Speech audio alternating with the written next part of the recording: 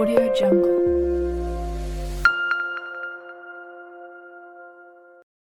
Assalamualaikum warahmatullahi wabarakatuh.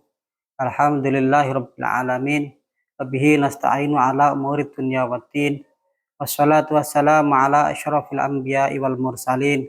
Sayyidina wa maulana Muhammadin wa ala alihi wa sahbihi ajma'in, amma ba'du. Sahabat media yang dirahmati Allah, alhamdulillah kita selalu memuji pada Allah. Kita harus syukur pada Allah. Kalau kita bersyukur, insya Allah kita sudah menunaikan apa yang diperintahkan oleh Allah Subhanahu wa taala. Karena syukur, insya Allah doa-doa kita akan dikabulkan atau makbul. Apa yang kita minta insya Allah semuanya akan terkabul. Amin Allahumma amin. Allahumma sholli ala sayyidina Muhammad. Sholawat yang selalu kita baca, apalagi kita sudah diwajibkan oleh Allah Subhanahu wa taala, oleh syariat, bahwa kita adalah sebagai umat Nabi Muhammad, itu kita wajib membaca sholawat minimal 5 kali. Sahabat media yang dirahmati Allah, zakat, perlu kita ketahui tentang zakat. Zakat itu adalah untuk pembersihan diri dari kotoran-kotoran kita. Zakat itu ada 2 macam, zakat mal dan zakat fitrah. Atau istilah-istilah yang sering kita jumpai di dalam Al-Quran itu adalah sodakoh. Sodakoh itu ada sodakoh wajib, ada sodakoh yang sunnah. Sodakoh yang wajib itu termasuk adalah zakat.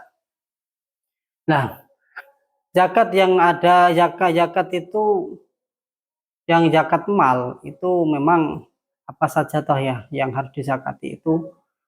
Satu itu adalah harus zakat hasil panen. Yang kedua zakat untuk dagang, zakat emas dan lain-lain. Dan yang terbaru-baru ini, atau mungkin ya nggak baru sih, udah lama, tapi itu adalah istiadat dari ulama zaman sekarang, itu adalah adanya zakat profesi. Zakat profesi itu ya pekerjaannya apa, nanti dihitung dari mulai tahun awal dia itu bekerja dan mendapatkan hasilnya, dihitung sampai udah mencapai ini selama setahun itu. Nah, itu dia juga wajib untuk membayar zakat. Yang kedua yaitu zakat fitrah. Zakat fitrah itu zakat yang selama setahun itu umat Islam itu wajib untuk membayar zakat. Siapa toh itu yang wajib untuk bayar zakat? Yaitu semua orang-orang Islam yang lahir sebelum yang lahir sebelum atau benamnya matahari di waktu mau masuki untuk bulan 1 Syawal. Terus andaikan kalau dia itu lahir setelah habisnya Ramadan, itu gimana ya kalau habisnya Ramadan, misalkan malam takbiran seorang lahir, itu wajib enggak wajib. Yang wajib itu orang yang orang yang mengetahui tanggal Ramadan dan masuk dalam 1 Syawal. Dan untuk zakat itu harus adanya niat ya, niat.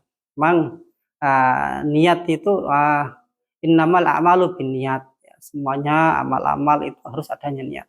Nah, niat itu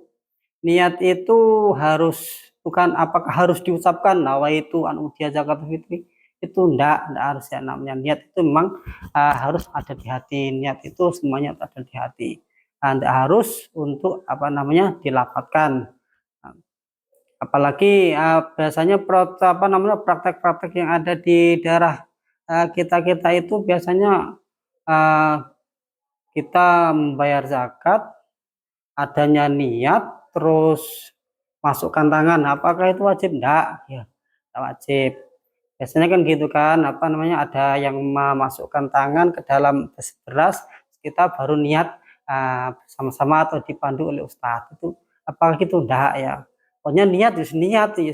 Saya membayar zakat untuk diri saya, untuk keluarga saya, untuk istri saya, dan seterusnya ya. boleh itu menggunakan bahasa Indonesia, boleh tidak harus pakai bahasa Arab. Kalau nanti menggunakan bahasa Arab, nanti kasihan orang-orang awam, kan nggak tahu lah namanya apa namanya kita, mereka tidak tahu terus kita paksa menggunakan bahasa Arab. Nggak harus, nggak harus. Terus yang kedua, yang selanjutnya yaitu yang ketiga yaitu tentang mulai kapan zakat itu, zakat fitrah itu mulai kapan?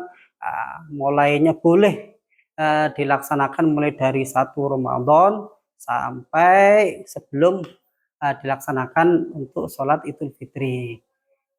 Boleh pertama kali di awal puasa, boleh di pertengahan, boleh di akhir puasa, dan lebih utamanya itu dilaksanakan sebelum dilaksanakannya apa namanya sholat Idul Fitri, itu lebih utama, lebih afdolnya.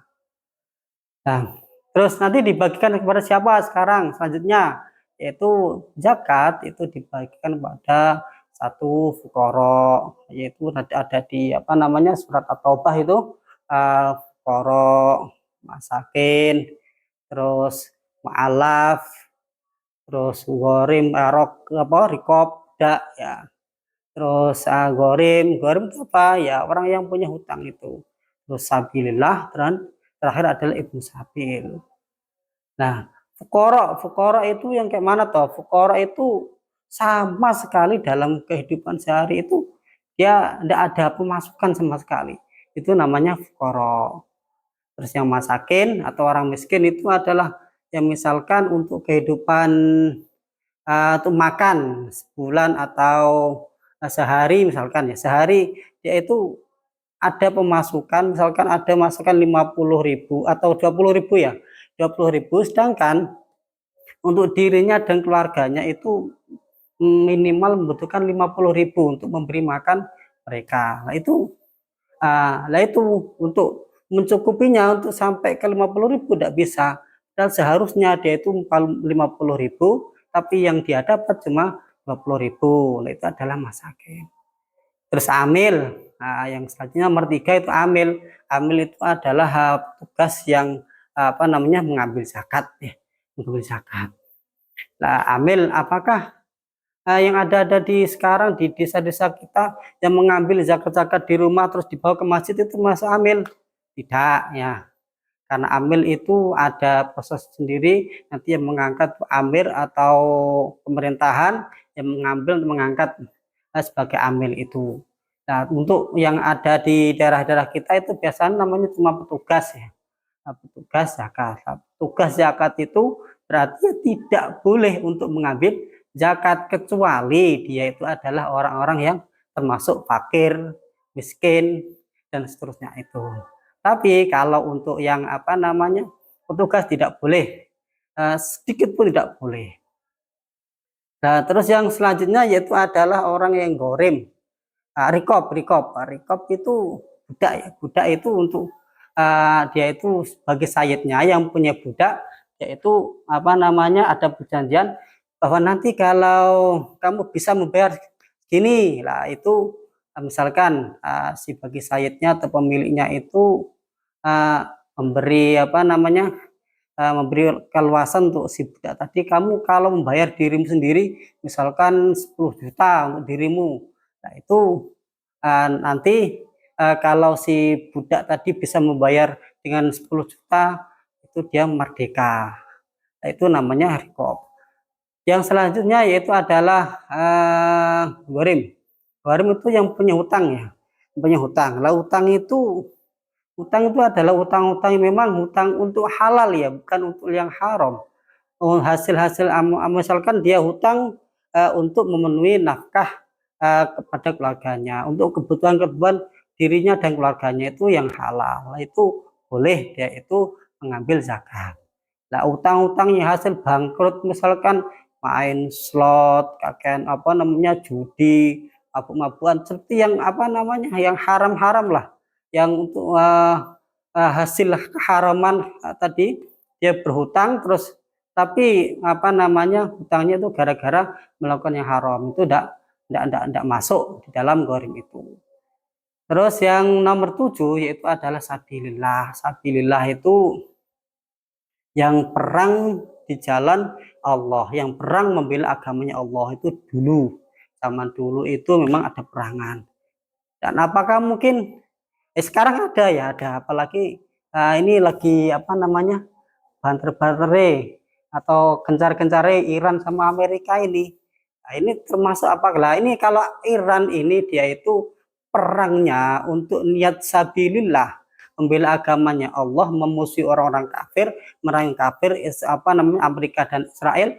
Ini termasuk boleh ya, termasuk adalah sabilillah. Sekarang di daerah-daerah kita di Indonesia ini tidak ada yang tidak ada lah. Ini ada beberapa apa namanya penafsiran di sebelah sabilillah itu. Kalau di tafsir Jalalain memang pertama adalah penafsirannya itu, tafsir Jalalain itu orang yang berperang berjihad membela agama Allah.